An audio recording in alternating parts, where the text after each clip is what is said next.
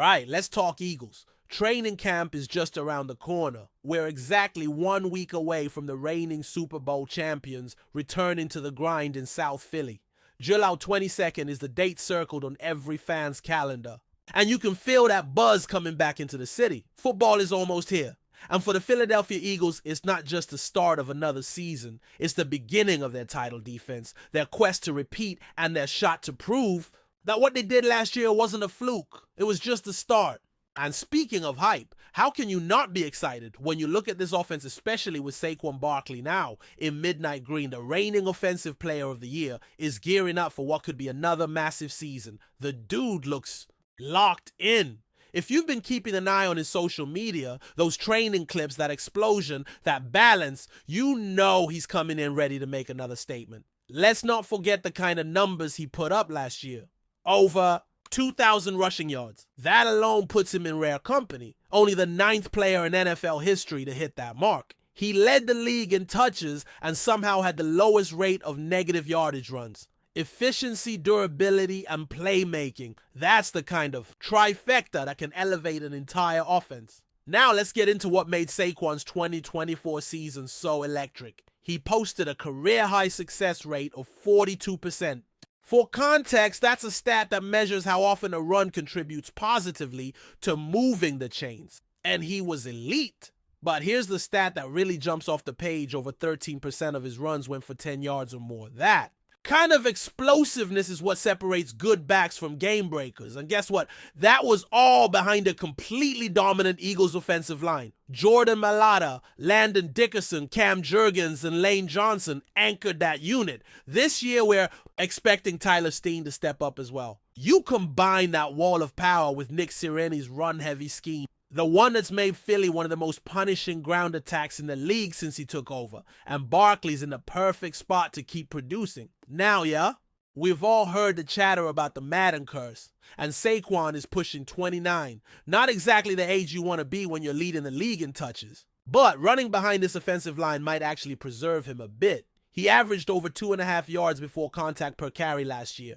That means the big boys up front are opening up holes and giving him room to operate before a defender even gets a hand on him. That can go a long way in preserving his body and keeping him fresh for what will be a grueling season. And speaking of staying fresh, Barkley isn't leaving anything to chance. A few weeks back, he linked up with some legends, Edger and James Marshall-Faulk, plus the Eagles medical staff and his position coach.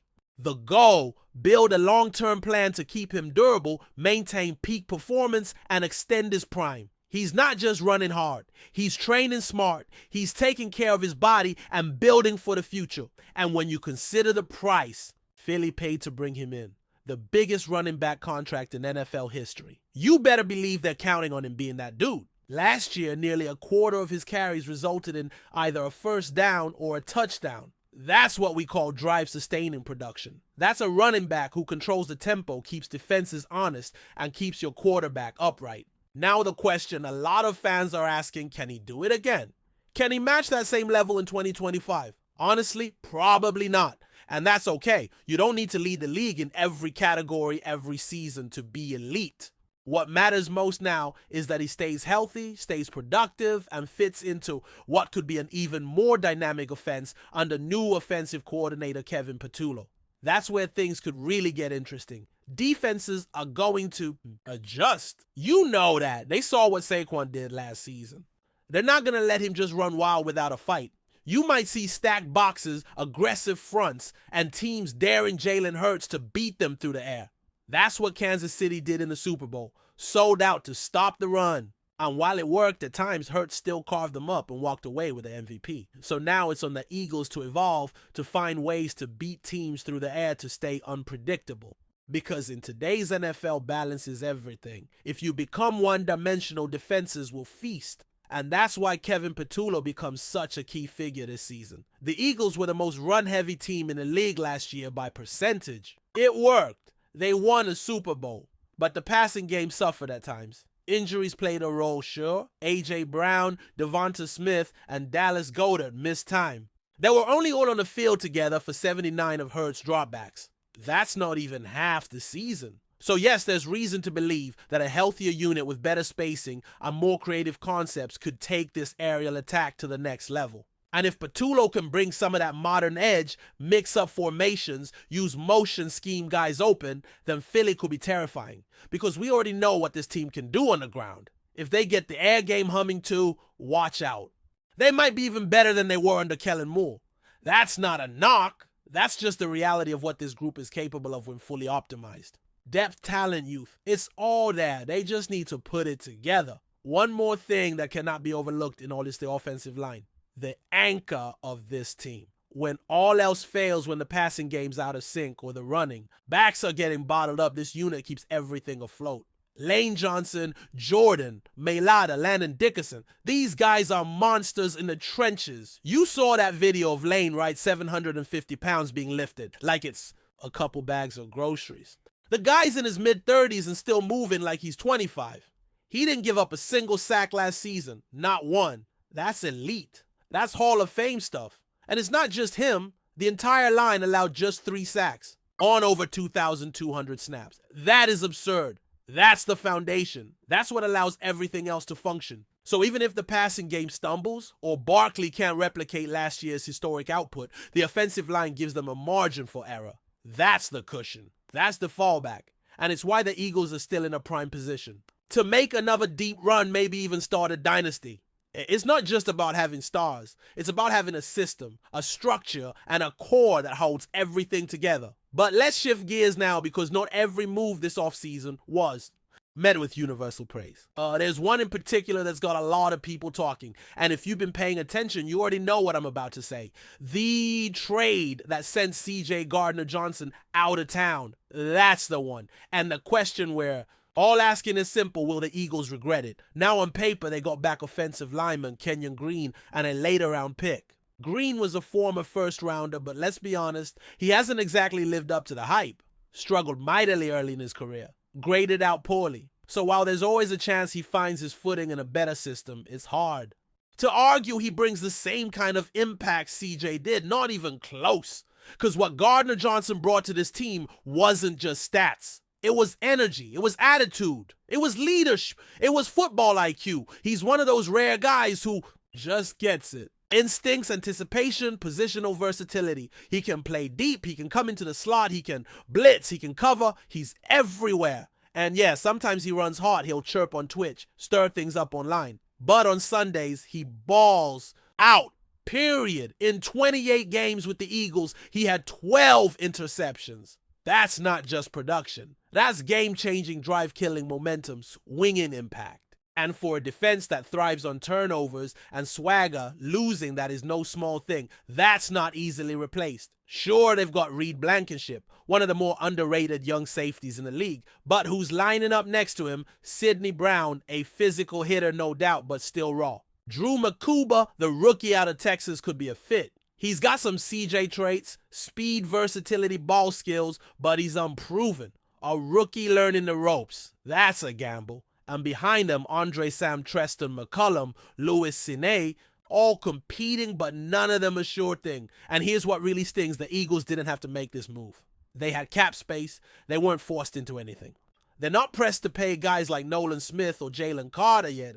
The only player eligible for an extension who might really command top dollar is Blankenship. So trading away a top-tier safety, a player who's helped lead you to 2 Super Bowls, feels like a gamble that didn't need to happen. All right, let's pick up right where we left off. Because when you really think about it, the decision to move on from C.J. Gardner-Johnson isn't just about roster management or cap strategy. It's about identity. Gardner-Johnson brought a certain edge to this defense, the kind of personality that sets the tone not just with words, but with impact. You felt him on the field. That kind of presence is rare, and you don't just replace it with a mid-tier draft pick or a reclamation project at guard. It runs deeper than that. He was a tone setter. He gave the secondary its swagger. And now the Eagles are betting on a group of young, unproven players to step into that void. What's crazy is that in his final season with the team, CJ was playing at an all-pro level.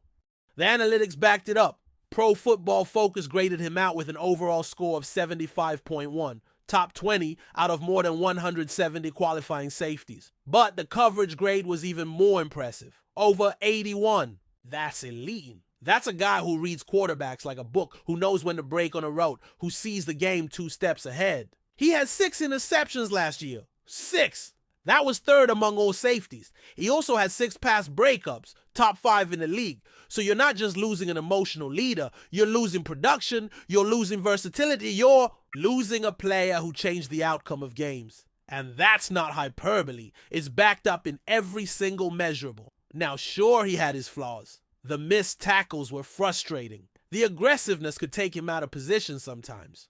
There were moments where his fire boiled over, where he became a bit too much to handle. But that fire, that emotion, that's also what made him great. That's what fueled the big plays, the game-altering moments. You don't tame that. You harness it. You lean into it. Especially when it comes attached to a football brain as sharp as his. And yet, for all that, the front office still chose to move on. Howie Roseman rolled the dice. We've heard the reports that this decision split the building. Coaches wanted him to stay.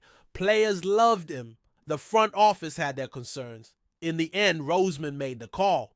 He believed it was time. And maybe in the long run, that bet pays off. Maybe Makuba becomes a star. Maybe Sidney Brown takes a leap. Maybe the defense doesn't skip a beat. But make no mistake, this was a gamble, a big one. And the risk isn't just on the field. It's in the locker room, in the culture, in the very soul of that defensive unit. Let's not forget this is a guy who played through a lacerated kidney. That's not a guy who sits out over minor pain. That's someone who's willing to put his body on the line for the team. That kind of toughness spreads. It raises the standard. When he went down in 2022, you saw the drop-off immediately. The secondary lost its rhythm. The communication wasn't the same. The energy dipped. His absence was noticeable. That says everything. And here's the thing. It wasn't like he wanted out. He was emotional, sure.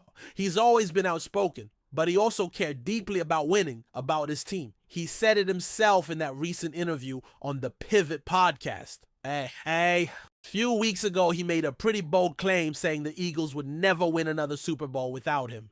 But then he walked it back, said it was disrespectful, owned up to it, said he'll be rooting for the guys. That if they go win multiple rings, he'll be the first to celebrate them. That kind of accountability matters. It shows growth. It shows he still cares. He's even planning to attend the Eagles Super Bowl ring ceremony this week. So, whatever people say about him off the field, he's still part of that brotherhood. And that's what makes this move so puzzling. This isn't the kind of player you just let go for nothing, especially not when your roster is loaded and your cap situation is stable. There was no pressing need, no looming contract dispute, no behind-the-scenes drama that forced their hand. They could have kept him and made another title push with him anchoring the back end of that defense, but they didn't. And now the pressure is on the replacements to step up and justify that decision. Let's talk about those replacements for a second. Reed Blankenship is a certified baller, former undrafted guy who's worked his way into becoming a real force at safety. He's smart, he's physical, he's dependable, but he's also the only sure thing back there right now. Sidney Brown is exciting, a hard-hitting downhill safety who plays with reckless abandon. But he's still raw in coverage, and if he's too aggressive, he can get burned. Then there's Drew Makuba, second-round pick out of Texas. Incredible speed. High football IQ, versatile like CJ, but still learning the position. Last year was his first full season at safety after transitioning from nickel. He made plays, allowed the lowest passer rating when targeted among all safeties in college football. But college is one thing, the NFL is another. Outside of those three, the room gets thin. Andre Sam Treston, McCullum, Lewis Cini, all competing. All fighting for snaps, but none of them have proven they can hold down a starting role at the highest level. So unless someone breaks out in camp, this safety group is going to be one of the biggest question marks heading into the season. And here's the crazy part. The Eagles could have had all of those players and still kept Gardner Johnson. He wouldn't have prevented their development. He would have mentored them, helped them grow, set the standard. So it wasn't just about roster space. It wasn't just about money. This was a philosophical decision, a choice to shift direction, to hand the keys to a younger, less experienced group and see what happens. Time will tell if it pays off. Meanwhile, on the offensive side of the ball, things are looking a lot more certain. Jalen Hurts is coming off a Super Bowl MVP performance. A.J. Brown and Devonta Smith are arguably the best wide receiver duo in the league. And when they're both healthy, something that only happened for about 59% of the season, last year, they're nearly impossible to cover. Add Dallas Goedert to the mix, and you've got a nightmare for defensive coordinators. The problem last season was availability. Too many missed games. Not enough reps with all three top targets. On the field. But if they can stay healthy in 2025 and Kevin Patullo finds creative ways to get them the ball, this passing attack could explode. Combine that with a dominant run game, and the Eagles might have the most balanced offense in the league. And that balance is what makes them so dangerous. If you stack the box to stop Saquon, Hurts can burn you deep. If you drop back to defend the pass, Barkley will carve you up. And when you have an offensive line as good as Philly's, it gives you the freedom to do whatever you want. They dictate terms. They control the pace. And when things break down, they keep the quarterback clean. That's how you win consistently in the NFL. But none of that works if the defense can't hold up its end of the deal. That's why the Gardner-Johnson trade looms so large. The offense might be better than ever. But if the back end of the defense starts leaking big plays, it could undo everything. Especially in the playoffs when margins are razor thin. That's what makes this upcoming season so fascinating. There's no question the Eagles have the talent to go back-to-back. But in the NFL, repeating is the hardest thing to do. Everyone's gunning for you. Everyone's watching your tape. Every mistake is magnified. You need to evolve. You need to adjust. You need to stay hungry. And for Philly, that means answering a lot of questions. Can Saquon stay healthy and productive? Can Hurts take another step as a passer? Can Patullo bring fresh concepts that unlock this offense even further? Can the new-look secondary hold up without one of its most impactful playmakers? The answers to those questions will define the season. And if the Eagles get them right, if the pieces fall into place, then yeah, we might be looking at the start of a dynasty. The foundation is there. The talent is undeniable. The leadership, the experience, the coaching, it's all in place. But nothing is guaranteed, not in this league. 1 or 2 injuries, 1 or 2 bad calls, 1 or 2 breakdowns in communication. That's all it takes to derail a season. So the margin for error is slim and every decision matters. That's why the Gardner-Johnson move feels so bold. It's not just about this year, it's about the long-term vision, the belief that the Eagles can develop new stars, build new leaders, and maintain their edge without one of the emotional engines of their locker room. And hey, maybe it works. Maybe this team takes another leap. Maybe the new faces become household names. But if the secondary starts to crumble, if those close games start slipping away because of missed tackles or busted coverages, don't be surprised if fans look back on that trade and wonder what could have been. Before we continue, don't forget